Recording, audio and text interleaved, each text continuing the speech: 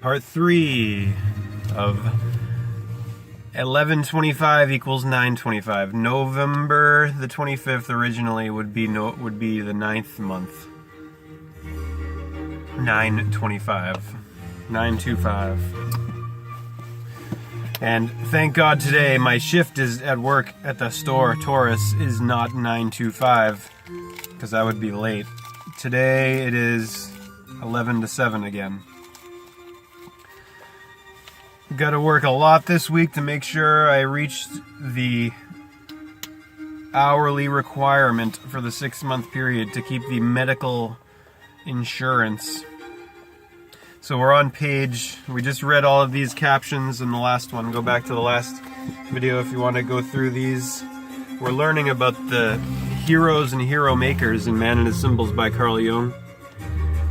And we're specifically learning about the twin heroes right now on this page 114. Let's go right back into this. For a long time, these two heroes are invincible. Whether they are presented as two separate figures or as two in one, they carry all before them. Yet, like the warrior gods of Navajo Indian mythology, they eventually sicken from the abuse of their own power. There are no monsters left in heaven or on earth for them to overcome, and their consequent wild behavior brings retribution in its train. The Winnebago say that nothing in the end was safe from them, not even the supports on which the world rests. When the twins killed one of the four animals that upheld the earth,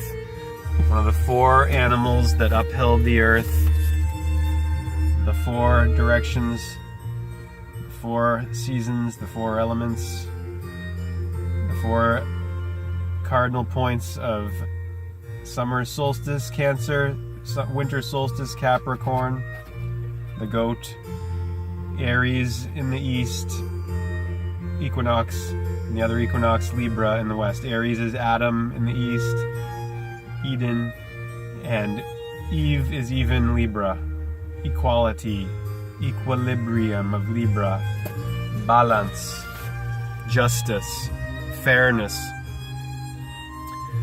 When the twins killed one of the 4 animals that upheld the earth, they had overstepped all limits, and the time had come to put a stop to their career. The punishment they deserved was death. Thus, in both the red horn cycle and that of the twins, we see the theme of sacrifice or death of the hero as a necessary cure for hubris, the pride that has overreached itself. In the primitive societies whose levels of culture correspond to the red horn cycle, it appears that this danger may have been forestalled by the institution of propitiatory human sacrifice, a theme that has immense symbolic importance and recurs continually in human history. The Winnebago, like the Iroquois and a few Algonquin tribes, probably ate human flesh as a totemic ritual that could tame their individualistic and destructive impulses. In the examples of the hero's betrayal or defeat that occur in European mythology, the theme of ritual sacrifice is more specifically employed as a punishment for hubris, but the Winnebago, like the Navajo, do not go so far. Though the twins erred, and though the punishment should have been death, they themselves became so frightened by their irresponsible power that they consented to live in a state of permanent rest. The conflicting sides of human nature were again in equilibrium. I have given this description of the 4 types of hero at some length because it provides a clear demonstration of the pattern that occurs both in the historic myths and in the hero dreams of contemporary man. With this in mind, we can examine the following dream of a middle-aged patient. The interpretation of this dream shows how the analytical psychologist can, from his knowledge of mythology, help his patient find an answer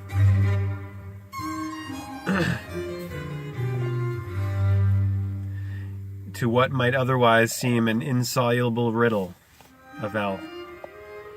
This man dreamed he was at a theater in the role of, quote, an important spectator whose opinion is respected, unquote. Spectator respected. There was an act in which a white monkey was standing on a pedestal with men around him. In recounting this dream, the man said, "My guide explains the theme to me. It is the ordeal of a young sailor who was exposed both to the wind and to being beaten up. I begin to object that this white monkey is not a sailor at all. But just at that moment, a young man in black stands up, and I think that he must be the true hero. But another handsome young man strides toward an altar and stretches himself out on it. They are making marks on his bare chest as a preparation to offering him as a human sacrifice. Then I find myself on a platform with several other people.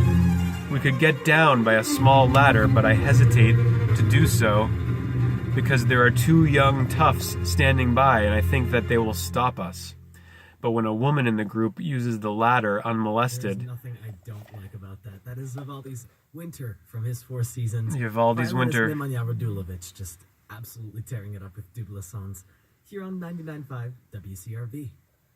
I have List up next, a trip to Hungary for you. Stay tuned. Support for WCR. Then I find myself on a platform with several other people. We could get down by a small ladder, but I hesitate to do so because there are two young toughs standing by, and I think that they will stop us. But when a woman in the group uses the ladder unmolested, I see that it is safe, and all of us follow the woman down. Now, a dream of this kind cannot be quickly or simply interpreted. We have to unravel it carefully in order to show both its relation to the dreamer's own life and its wider symbolic implications. The patient who produced it was a man who had achieved maturity in a physical sense. He was successful in his career, and he had apparently done pretty well as a husband and father. Yet, psychologically, he was still immature and had not completed his youthful phase of development. It was this psychic immaturity that expresses itself in his dreams as different aspects of the hero myth. These images still exerted a strong attraction for his imagination, even though they had long since exhausted any of their meaning in terms of the reality of his everyday life.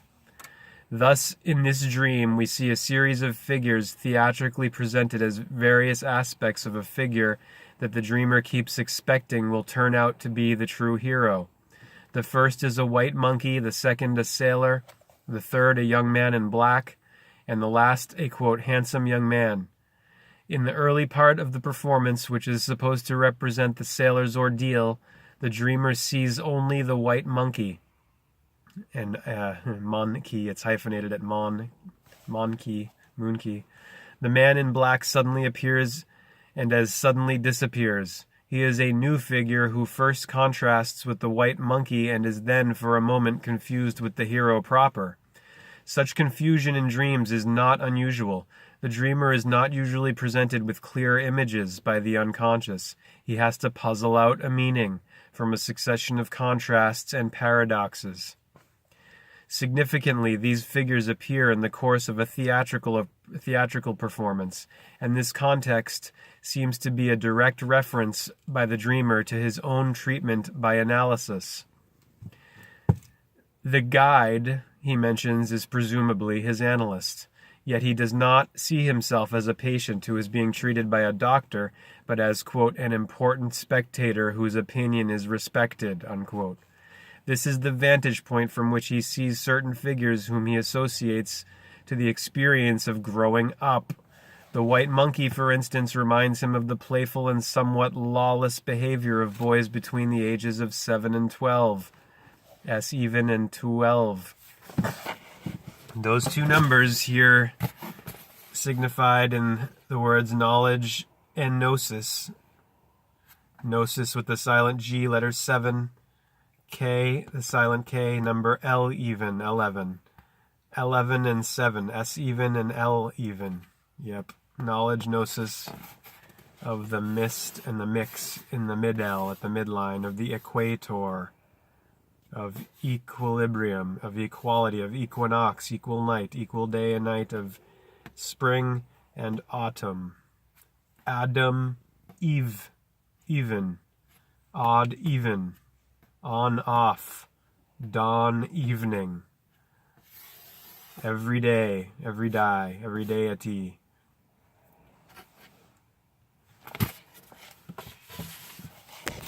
Libraries, LibRa Aries.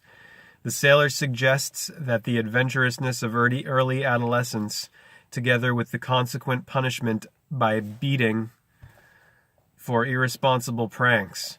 The dreamer could offer no association to the young man in black, but in the handsome young man about to be sacrificed, he saw a reminder of the self-sacrificing idealism of late adolescence.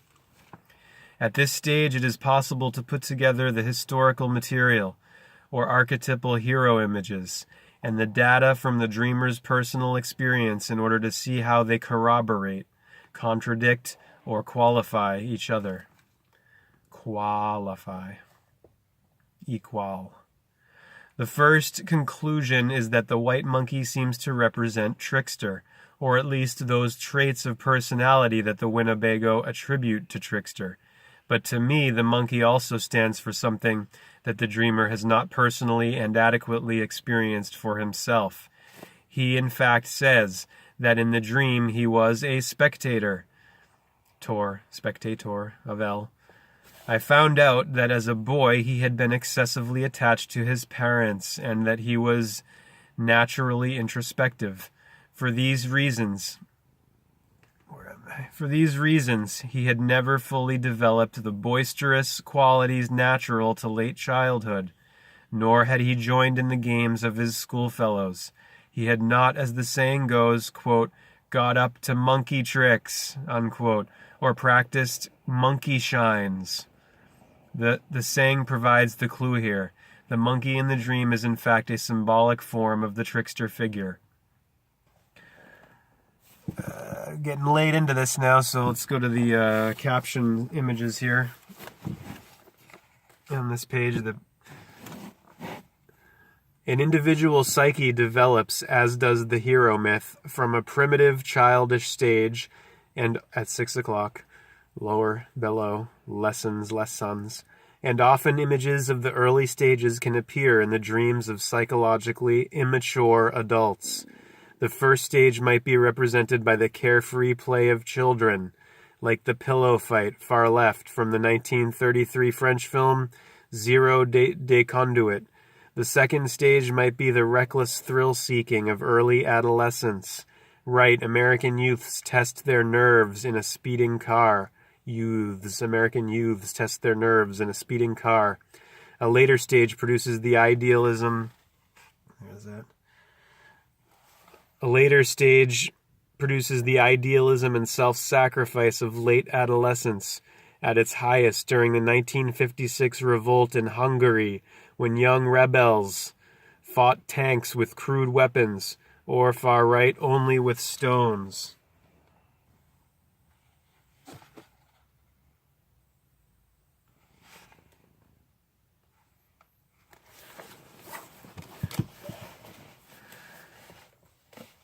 But why should trickster appear as a monkey? And why should it be white? As I have already pointed out, the Winnebago myth tells us that toward the end of the cycle, trickster begins to emerge in the physical likeness of a man. And here in the dream is a monkey so close to a human being that it is a laughable and not too dangerous caricature of a man. The dreamer himself could offer no personal association that could explain why the monkey was white. But from our knowledge of primitive symbolism, we can conjecture that whiteness lends a special quality of, quote, God-likeness to this otherwise banal figure. The albino is regarded as sacred in many primitive communities. This fits in quite well with trickster's semi-divine or semi-magical powers. Thus, it seems the white monkey symbolizes for the dreamer the positive quality of childhood playfulness, which he had insufficiently accepted at the time, and which he now feels called upon to exalt. Hare Krishna.